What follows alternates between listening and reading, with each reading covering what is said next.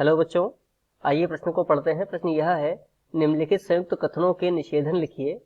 और कथन दे रखा है, सभी अभाज्य पूर्णांक या तो सम होते हैं या विषम होते हैं। तो देखिए, यह एक प्रकार का संयुक्त कथन है। आइए सर्वप्रथम प्रश्न की मुख्य अवधारणा को जान लेते हैं।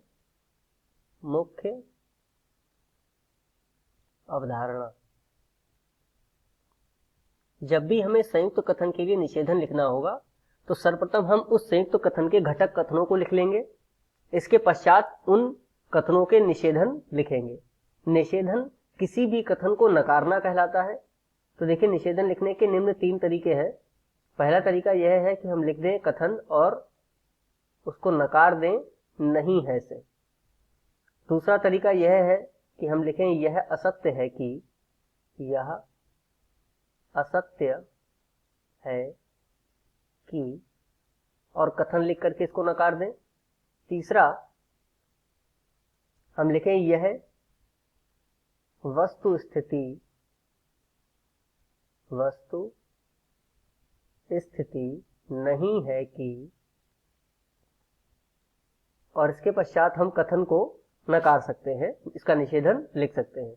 तो आइए इस मुख्य अवधारणा के आधार पर प्रश्न को हल करते हैं। प्रश्न में दिया गया है, सभी अभाज्य पूर्णांक या तो सम होते हैं या विषम होते हैं। तो देखिए, या संयोजक शब्द से यहां पर 2 घटक कथनों को जोड़ करके एक संयुक्त कथन बनाया गया है। तो सर्वप्रथम हम प्रथम घटक कथन को P से प्रदर्शित करते हुए इसको लिखेंगे कि सभी अभाज्य पूर्णांक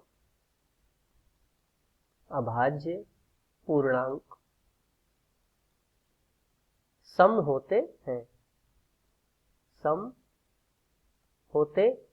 यह इसका प्रथम घटक कथन हो गया। द्वितीय घटक कथन को हम Q से यदि प्रदर्शित करें तो वह हो जाएगा, सभी अभाज्य पूर्णांक विषम होते हैं। अब देखिए, मुख्य अवधारणा के आधार पर हम इसका निषेधन लिखते हैं।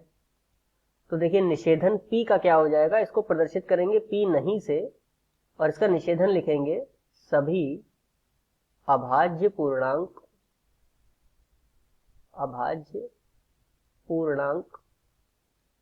सम नहीं है।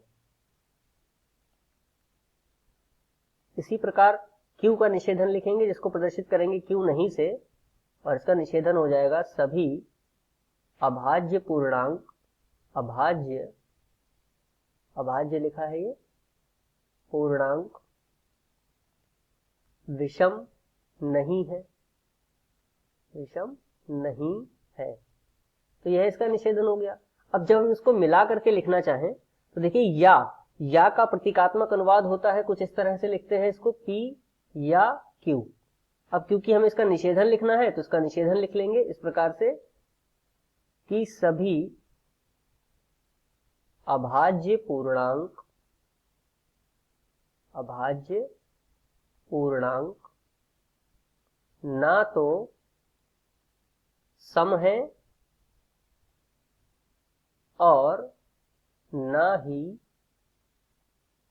विषम है। इस प्रकार मुख्य अवधारणा के आधार पर ये दिए गए प्रश्न का उपयुक्त उत्तर है। आशा करते हैं आपको समझ में आया होगा। धन्यवाद।